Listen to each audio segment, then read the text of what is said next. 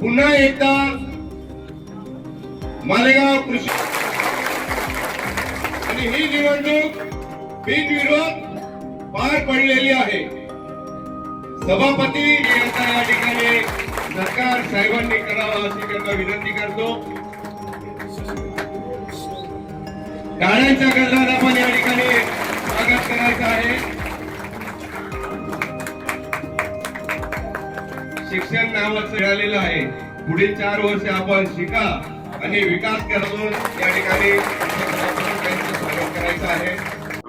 आज या ठिकाणी मालेगाव कृषी उत्पन्न बाजार समितीच्या सभापतीपदी जी वर्णी लागलेली आहे याचं संपूर्ण श्रेय जे आहे तर हे आपले जे नेते आहेत आदरणीय दादासाहेब भुसे शालेय शिक्षण मंत्री यांच्या आदेशाने माझं नाव या ठिकाणी त्यांनी पुढे केलं आणि त्याला जे काही आमचे सर्व संचालक मंडळ होते त्यांनी एकमुखी या ठिकाणी मान्यता दिली आणि खरं तर मी ज्या खुर्चीवर विराजमान झालोय याचं संपूर्ण जे काही श्रेय असेल हे साहेबांचं आहे। साहेबांच्या आदेशानेच मला आज या पदाचा मान मिळालेला आहे।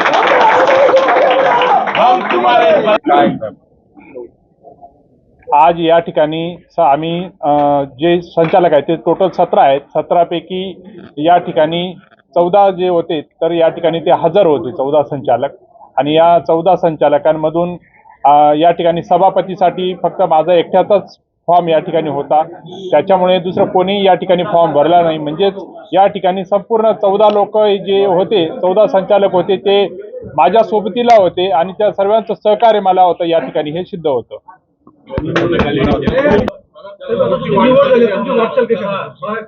या ठिकाणी जी मार्केट कमिटीची जी वाटचाल राहील ही आमच्या ज्या संचालकांमध्ये जे काही ज्येष्ठ संचालक आहेत की ज्यांचा 2रा टर्म 3रा टर्म जे आहेत आणि तसेच आमचे एक मित्र याच्या पहिले उपसभापती होते विनोद भाऊ त्यांचं पण जे या ठिकाणी जे काही अनुभव आहे तसेच आदरणीय म्हणजे माझे पालकमंत्री दादासाहेब भुसे आणि आताचे शालेय शिक्षण मंत्री जे आहेत आमचे नेते शिवसेनेचे दादासाहेब भुसे यांचे जे काही पद्धतीचे जे काही मार्गदर्शन राहील त्या मार्गदर्शना पद्धतीने आमची जी संचालक मंडळ आहे ही सर्वांना सहकार्याने आणि सर्वांना सोबत घेऊन या ठिकाणी मार्गक्रम करेल।